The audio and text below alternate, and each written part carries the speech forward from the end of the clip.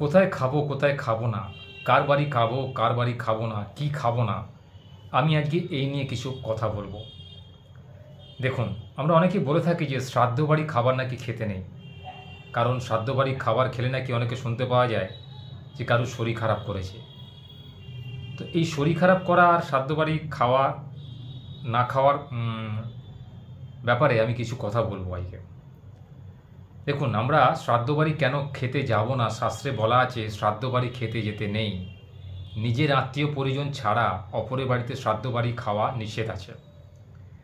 তো এর কিছু কারণও তৎকালীন যে সমাজ তারা কিন্তু বিধান দিয়ে গেছিলেন।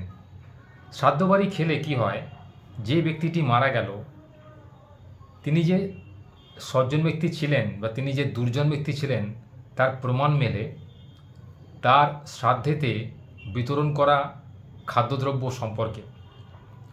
দেখবেন, যে বাড়িতে শ্রাদ্ধ বাড়ি হয় মানে সেটা শোকের বাড়ি, সেটা কোনো আনন্দের বাড়ি নয়। তো যে বাড়িতে শোকের বাড়ি সেই বাড়ি যদি আপনি খাদ্য গ্রহণ বা অন্ন গ্রহণ করেন, দেখবেন আপনার মনটা কিন্তু বিষণ্ণ হয়ে থাকবে। বা তারা যে মন নিয়ে লোককে খাবারটা বিতরণ করবে, দেখবেন তার মধ্যে কিন্তু একটা হতাশা জড়িয়ে থাকে, একটা বেদনা জড়িয়ে থাকে, একটা শোক জড়িয়ে থাকে। তাই এই শ্রাদ্ধ বাড়ি খাওয়ার পর দেখবেন অনেকের শরীর খারাপ হয় কেন? এই ভালো মন নিয়ে কোনো লোককে যদি না খাওয়ানো হয়, তাহলে তার মনের মধ্যে যে সেই ব্যক্তিটার মনোভাব প্রবেশ করে, এটা কিন্তু অস্বীকার করা যায় না। এটা শাস্ত্রে বলা আছে যে কোনো লোক যদি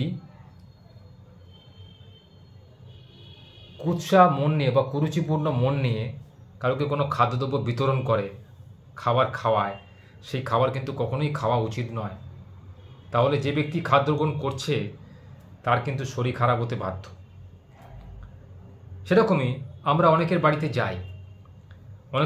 যাই খাবার গ্রহণ করতে বা নেমন্ত্রণে খেতে যাই, বন্ধুবান্ধব আত্মীয় স্বজনের বাড়ি যাই। দেখবেন যে ব্যক্তি মুখে হাসি না নিয়ে আপনাকে কোনো জিনিস বিতরণ করছে বা খাবার দিচ্ছে, ধরুন চাই দিল, তার সেই চা দেওয়াটার মধ্যে যে মাধুর্য, চা দেওয়াটার মধ্যে যে আন্তরিকতা, সেটা যদি প্রকাশ না পায়, তার মুখের মধ্যে, তার চেহারার মধ্যে ফুটে না ওঠে, সে বাড়িতে কোনোদিনই অন্ন জল স্পর্শ করা উচিত নয়।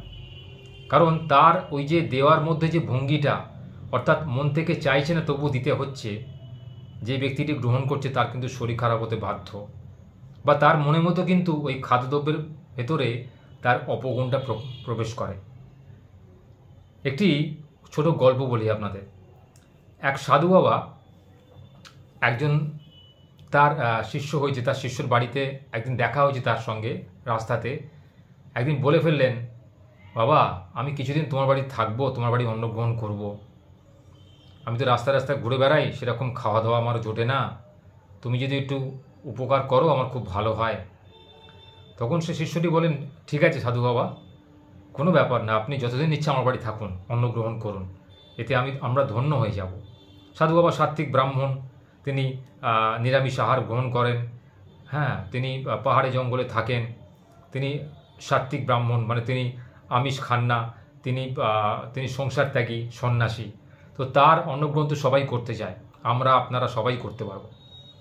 সাধু বাবা সেখানে গিয়ে লক্ষ্য করলেন যে কিছুদিন খাওয়ার পর তার মনের মধ্যে একটি পাপ ঢুকে গেছে। তিনি হঠাৎ করে যে ঘরেতে তাকে শুতে দেওয়া হয়েছে সেখানে একটি তাবার বা পিতলের একটি কলসি ছিল, ছোট ঘটি ছিল। সাধু বাবার নজর পড়ল সেই ঘটিটার ওপরে।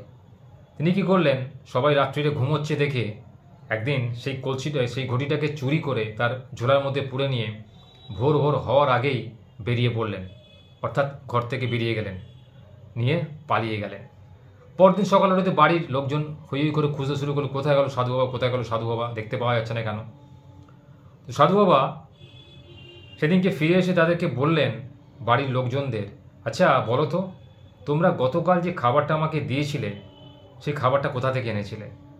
তখন বাড়ির সবাই তো অবাক হয়ে গেল, সাধু বাবা একই বলছে, চুরি করেছেন আবার অথচ বলছেন। তারা তো ভাবতেই পারেননি সাধু বাবা চুরি করতে পারে, কারণ তারা ততক্ষণে জানতেও পারেননি সাধু বাবা চুরি করেছে বলে। সাধু বাবা নিজে না বলে হয়তো তারা বুঝতেই পারতেন না। তখন তারা বললেন যে, সাধু বাবা গতকাল রাত্রিরে আপনাকে যে ভাতটা দেওয়া হয়েছিল সেই ভাতের চালটা কিন্তু আমার বর চুরি করে এনেছে। সাধু বাবা তো আকাশ থেকে পড়লেন, অর্থাৎ সে বর সিধেল চোর। সে লোকের বাড়ি চুরি করে সেই অন্নটা জোগাড় করে এনেছে বলে তার সেই অন্নের মধ্যে তার যে মনোভাব, সেই মনোভাবটা লুকিয়েছিল। আর সেই অন্নটাই কিন্তু সাধু বাবা খেয়েছেন বলে তার মনটাও কিন্তু সেরকম হয়ে গেছে। তাই এটা থেকেই প্রমাণিত হয় যে কোনো ব্যক্তিকে যদি খারাপ মনে কোনো কিছু পরিবেশন করা হয়, সেই ব্যক্তির মধ্যে যে ব্যক্তি দিচ্ছে বা দান করছে তার মনোভাবটা চলে যায়, অর্থাৎ খারাপ মনোভাব চলে যায়। আর কোনো ব্যক্তি যদি বিপরীত করে, অর্থাৎ সে যদি সজ্জন ব্যক্তি হয়, সে কিন্তু দেখবেন ভালো মনে যদি আপনাকে দেয়, আপনার সে খাবার হজমও হবে, আপনার পুণ্যও হবে। তাই বলা হয় যে কখনোই শ্রাদ্ধ বাড়িতে যাওয়া উচিত নয়, এই কারণে সেখানে যে খাবার পরিবেশন করা হয়, যতই সে পরমান্ন হোক, যতই সে সুস্বাদু খাবার হোক, তার মধ্যে যে ভাবটা থাকে সেটা কিন্তু কখনোই আনন্দের ভাব থাকে না, খুশির ভাব থাকে না। সেখানে একটা শোক লুকিয়ে থাকে, বেদনা লুকিয়ে থাকে। কর্তব্যের খাতিরে তারা মানুষকে নিমন্ত্রণ করে সেটা খাওয়াতে হচ্ছে। এটা কিন্তু জন্মদিন বা বিয়ে বাড়ি নয়, বর্ণপ্রাশন বাড়ি নয়, যেটা আনন্দের জিনিস। তাই আপনাদের উচিত, আপনাদের একটাই উপদেশ দেব, কখনোই কারো বাড়ি খেতে যাওয়ার আগে 5 বার, কোনো কিছু খাওয়ার আগে 5 বার ভাবুন যিনি আপনাকে খেতে দিচ্ছেন বা যে বাড়ি অন্নগ্রহণ করতে চাইছেন, জলগ্রহণ করতে চাইছেন, সেই বাড়ির জলটা বা যে দিচ্ছে গৃহকর্ত্রী বা গৃহকর্তা, তার মনটা কীরকম, তার মনে অভিব্যক্তি কীরকম, এটা বুঝেই কিন্তু সে বাড়িতে অন্নগ্রহণ করবেন।